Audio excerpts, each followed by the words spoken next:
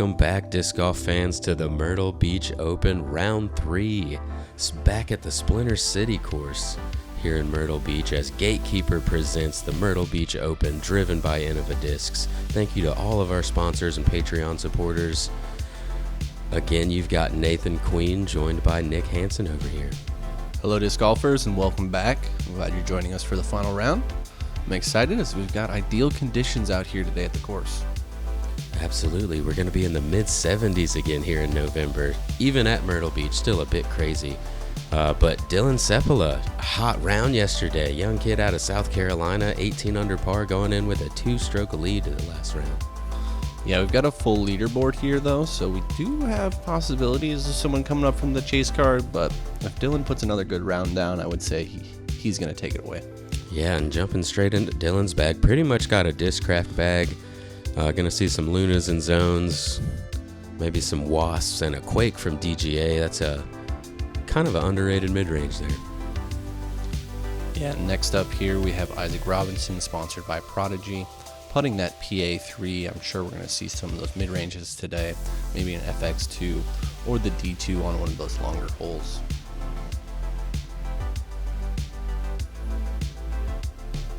And then Michael Johansen, kind of a North Carolina legend, I'll say. He's got over 100 PDGA wins. I was actually there for his 100th around 2014. Going to see lots of comments from him on the shorter holes, leaning on that Mantis for some of those fairway shots. Yeah, up next we have Jake Monn. Great young up-and-comer out of South Carolina as well, throwing a mixed bag. I know we're going to see that breaker, the buzz, and I would assume might see a undertaker here on some of these shorter, tighter holes. But let's get into hole 1 here. 321 feet. It's a par 3. Keeping the shot straight and then having it fade out at the very end is going to be the best option here for our players. Welcome to Championship Sunday, and welcome to Gatekeeper Media presents the 2022 Myrtle Beach Open driven by Innova. This is our lead card covered by Gatekeeper. Welcome to T-Pad 1, Dylan Seppala. Yeah, and this will be my first look at Dylan. I'm excited to see having the lead 2 rounds in an A-Tier, and I've never heard of him before. That's pretty impressive. Yeah, I got to watch him play yesterday on my card, and boy, was he impressive to watch. Just straight. He was throwing that disc. And there you go. Shows you why he's in the lead. Nice and smooth. Hits that early gap right inside circle 1. Speaking of smooth, Isaac Robinson here. We've been watching him all year. Yeah, he's a great up-and-comer. I'm excited to see what he does next year, as this year he did very, very well for himself.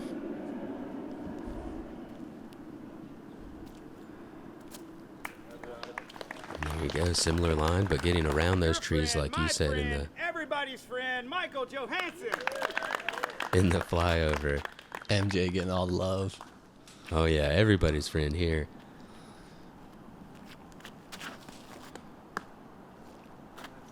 Pretty similar line. The nice folks here had quite the players' lounge for the players, and there was a 2009 disc golf video on that had MJ in the video. Oh yeah, he's been around quite a while. Speaking of the players' lounge, it's that nice white tent you see back there. We had Badcock Furniture down here set that up for us, so shout out to them. And Jake Monn gonna hit the same gap with a little assistance there. Everyone inside circle 1. Yeah, that player lounge is actually something I haven't seen really at A-tiers like this. So really upping the caliber of their event.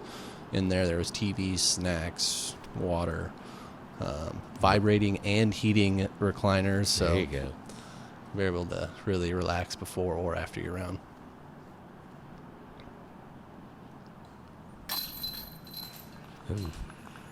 Couple birdies, no problem. Jake Monn, maybe with some early round jitters.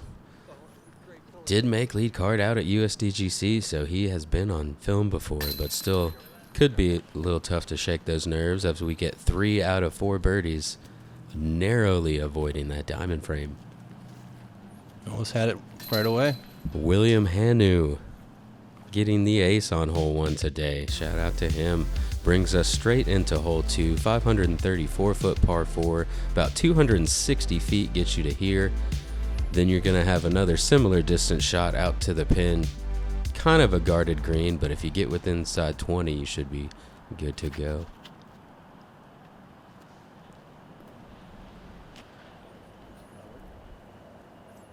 What a shot.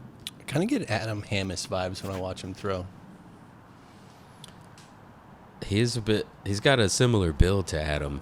Similar form, too, it kind of seems, with the run-up and the swing.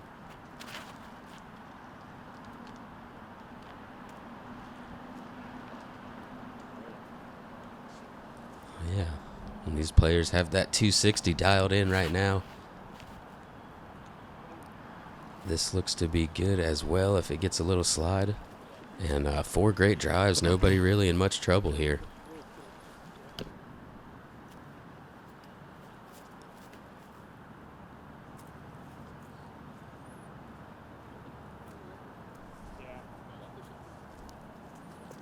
Going to be leaving it a little short there, but still has a look for 2.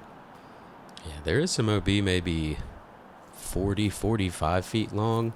You don't think about it too much because you're usually throwing a putter for this shot, but it could creep into your mind.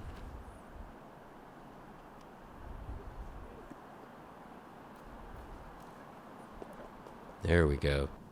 Slides right up inside 20 feet. I think I'd much rather be on that left side than the right side, as you have just a few less trees to deal with, and Isaac putting one under the basket to get his birdie tap in. Oh. Right height there, just a little late out of the hand, I think. As MJ able to card his birdie to start back to back. Trying to put some pressure on the leaders.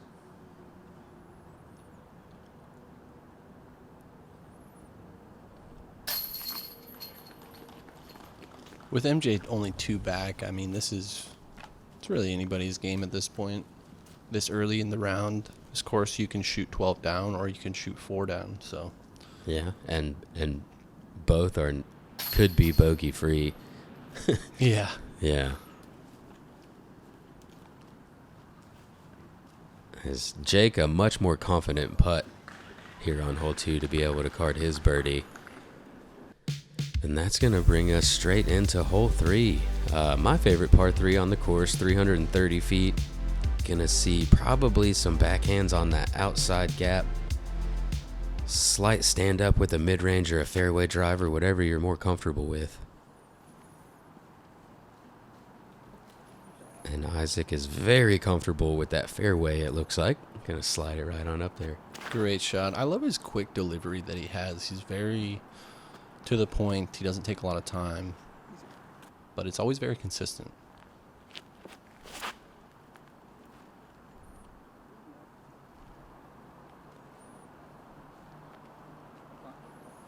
That almost looked forced to throw it that slow from Jake there. It was a really good shot.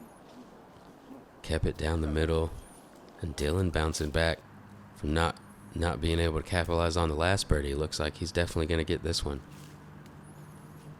MJ leaving that upshot a little short there. He's going to be just inside the circle.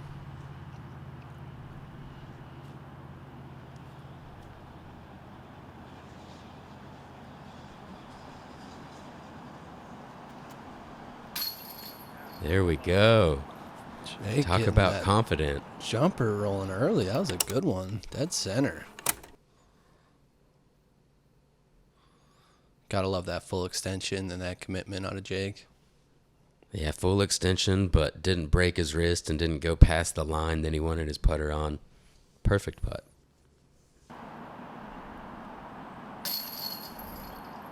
And never a worry for MJ. He's inside the circle. He's just going to go ahead and knock it on in. I believe he putts with his ringers. Yep, I think you're right there.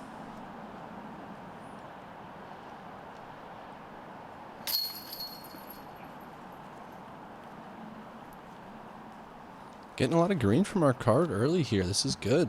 Yeah, everybody 2 down except for Isaac, who is going to be 3 down through 3. That's the start he wants to get going.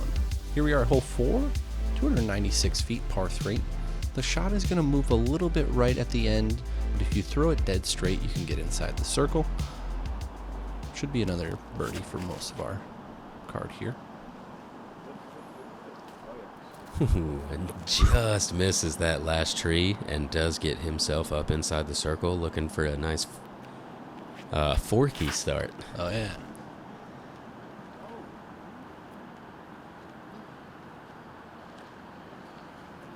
Jake just not getting enough speed on it. It looked like there. He's going to be about middle of circle 2.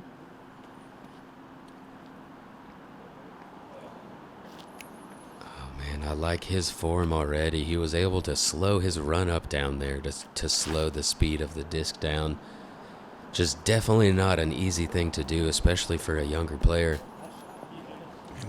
MJ absolutely parking the Comet, I would have to assume. Yeah. Wow. Just straight down the fairway the whole time. Catches a little checkup route. Was only going to go a couple feet more anyway.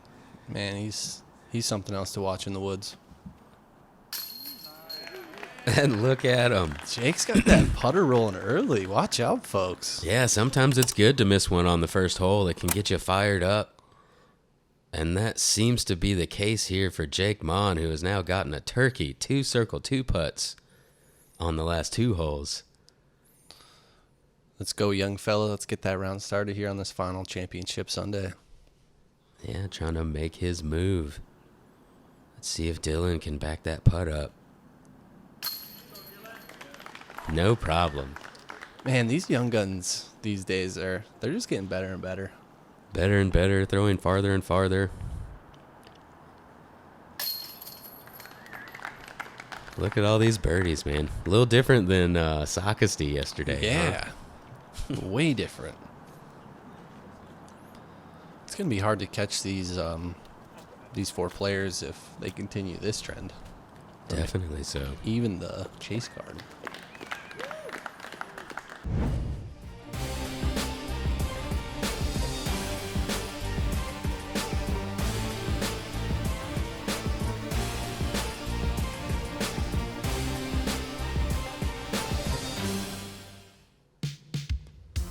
All right, here we are, hole 5, 818 feet, par 4.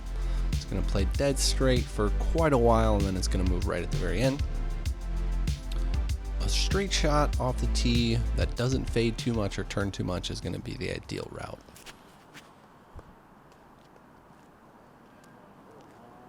This is really close, but I think it's going to catch that right side. That's a good kick. He may have a little bit of room for a run up.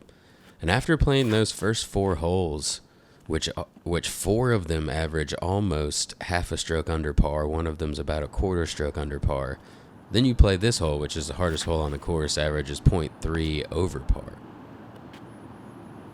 So much different feel here walking up to hole 5's tee pad.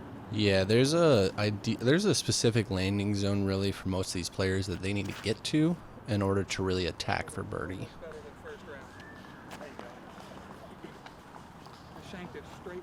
And it's kind of hard to get to because of that road there. You can throw, normally that shot is not going to skip that far and be kind of left of the fairway. If you hit grass, it's just going to settle, maybe move 10 or so feet left and sit in the middle. But hitting that road gives it enough speed where it keeps on flaring over there. So much more difficult to hit where you want to land because of the road.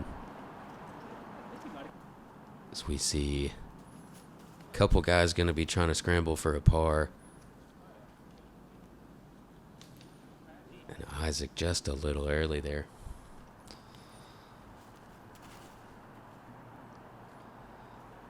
MJ here with the ideal route. Gonna stay out of the stuff, but he's still going to be probably circle 2, middle-ish. Yeah, look to be 50, 55 feet there. Jake with a good upshot there. Get himself inside the circle for his par. Ooh. Well, Isaac with a great out.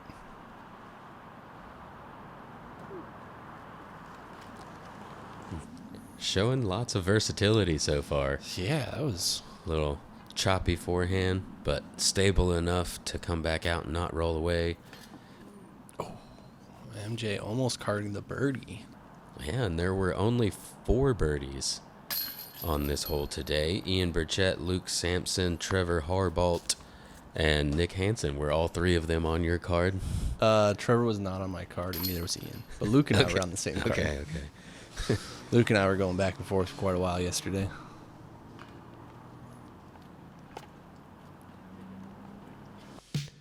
So back to one of those easier par 3s now. 210-foot hole 6. Miss this tree right here, either inside or outside. Ideally outside of it, and you're gonna be inside the circle. Just hit that initial gap. Not much else to it. Whoops. There's that initial gap you were speaking of. The thing about this course is you can hit early here and still pretty easily get up and down for your pars, whereas yesterday at Socastee, really, if you got off the fairway too early, you were scrambling for par and sometimes at best bogey. Yeah, definitely so. There's a few holes out here that can get you like that, but it's still tougher to get to that position than it is over at Socastee. And just barely missing that last tree. Gonna have himself an easy par now. Oh, man. Dang. If MJ starts throwing sidearms in, we're all going to be in trouble for a couple more years. Yeah, he's been working on that short range forehand for quite a few years now, as Jake almost getting him another circle 2 putt, just a little too much want. Now this would be quite a losing hole for the lead card. This is our last chance at birdie, and this hole averaged at a 2.57. Yeah, this is almost a must get for the MPO field.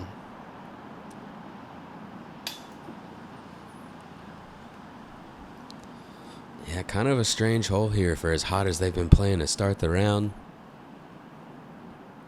But it can happen pretty quick. Yeah, none of our players just really putting themselves in a good position. Everybody was either outside the circle or halfway down the fairway.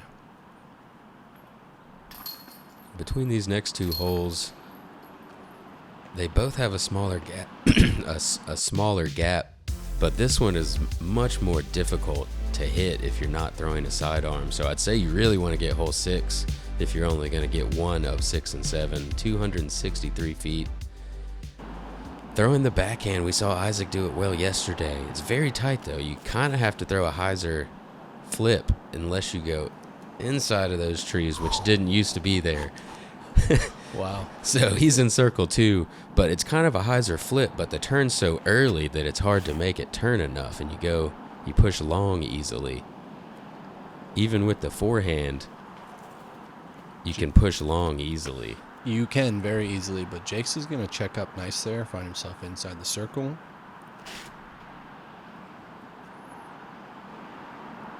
This is a good looking route.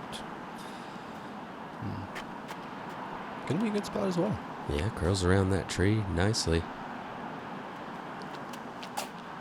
A little more distance on this forehand, but I think he's going to hit it nicely. MJ with the forehand off the tee. That's not something we've seen often. So Isaac, longest look here. 38. Count it. So smooth.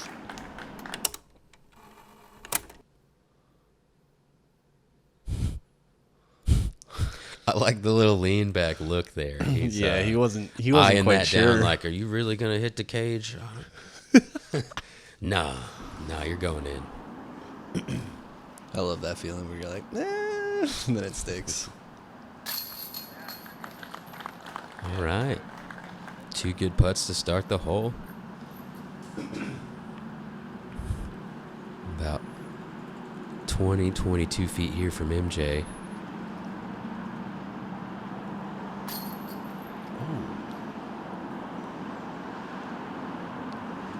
Very strange miss there.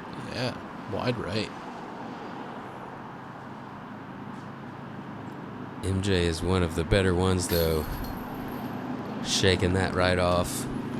Probably won't even bring it up to anybody and is just going to move on, be his happy-go-lucky self. Yeah. He probably already forgot about it. I think so.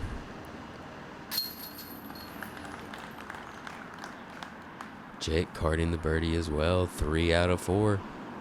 Hole averaging at a 2.5, so actually did average easier than hole 6. Yeah, here we are at hole 8, 320 feet.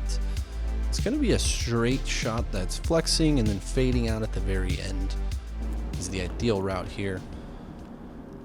Another one that's a little tricky, but should be birdie. Yeah, this is a little on the wide side. Nose up is going to be a good play on this one. If you can get your nose angle just slightly up, 15, 20 degrees, it's going to help you stall out before you hit those trees out on the right side.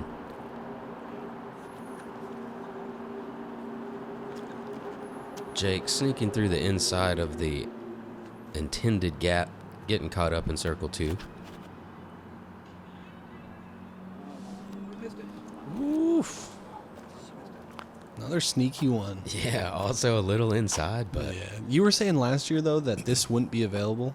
That inside wasn't available with how much shrubbery and stuff was in there? Yeah, like in between the light pole and that tree, there was a bunch of vines that really went up a lot higher and got all caught up. So most of these would be back behind where Jake's shot ended up at. But they all get through. Giving all 3 of our players a birdie look going on that inside sneaky route. Oh, wow. Nice flag. Nice bid also. I like having the flags there. That was on line, on center, just a little bit high, so. Yeah, I'm not a fan of all of the tops that are like dead flat, so you like can ramp off them really easily. And Jake Monn. Come on. Really easily making these circle 2 putts. Yeah. Whew.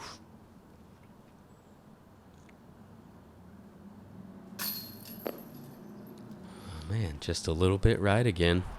Definitely farther away this time. But Dylan is well a little right.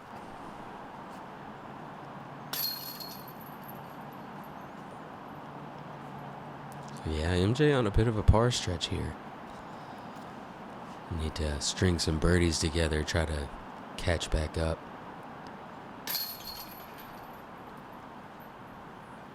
So Dylan not actually losing any to Isaac on that one, his closest competition right now.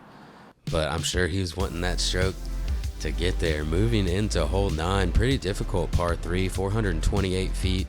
Forehand play is most likely going to leave you short right 40 or 50 feet unless you have a massive stand-up sidearm. Backhand is a very difficult line to hit, but it is the way to get you inside circle 1.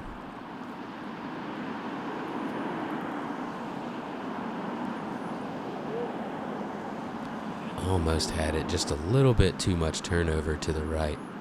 Yeah, you really need to push quite a ways straight before it's turning, but there's not a lot of high-speed drivers that do that. They want to start turning sooner. So if you can throw almost a perfect hyzer flip that flips until you get to that tree and then starts moving right, that's going to be the ideal backhand line. Yeah, and this one also moving to the right a little early. MJ good at those hyzer flips and really working those discs to get some distance. Let's see if he can pull that off here. It's going to fade out a little early on him. Yeah, that was good, but if it just would have kept turning, I like the shape of it.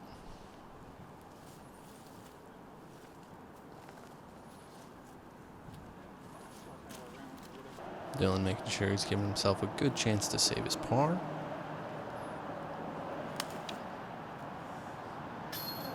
Oh, Isaac giving it a bid from like 90. A good bid from 90. Wow, that's 2 in a row from deep. He was right on it, hit left side, a bunch of left side chains, and MJ again giving it a close bid with that little forehand.